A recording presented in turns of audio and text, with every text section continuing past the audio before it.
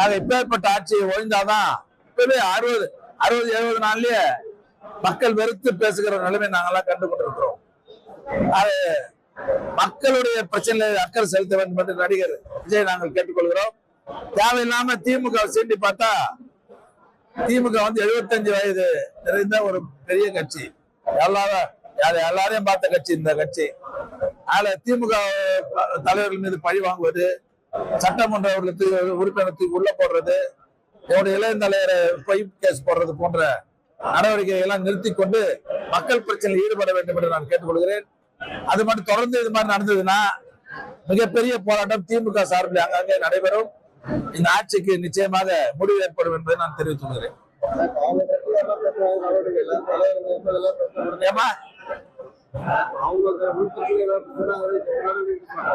ஆமா, இப்ப பாருங்க நீங்க எல்லா அமைச்சர் மீது குற்றச்சாட்டு.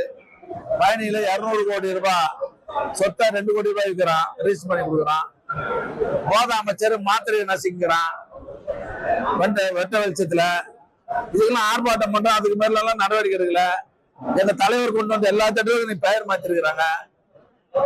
புது திட்டத்தை கொண்டு வந்து மக்கள் பிரச்சனை தீர்க்கணுமே தவிர இல்ல தேர்தல் அறிக்கைக்கு முன்ன என்னென்ன திட்டத்தை சொன்னாங்களோ அதெல்லாம் செயல்படுத்துறதுல அக்கறை செலுத்தாம இன்றைக்கு எதிர்கட்சியை குறிப்பா அவங்க இன்னைக்கு எல்லா இடத்துலயும் லஞ்சம் வாங்குறான். நம்ம மாவட்டத்திலேயே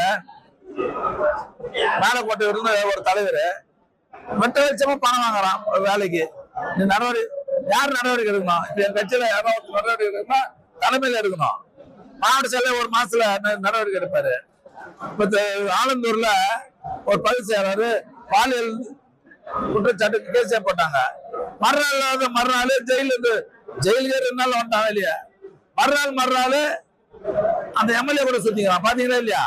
இப்பேற்பட்ட ஒரு கேடுகட்ட நிர்வாகம் தான் நீ தமிழகத்தில் நடைபெறுகிறது. ஆக மக்கள் இன்னைக்கு புரிந்து கொண்டிருக்கிறார்கள். ஆக தொடர்ந்து இது போன்ற வஞ்சக செயலில இந்த ஆட்சி ஈடுபட்டால் திராவிட முன்னேற்ற கழகம் தக்க பாடம் சொல்லும் என்பதை நான் தெரிவிக்கிறேன்.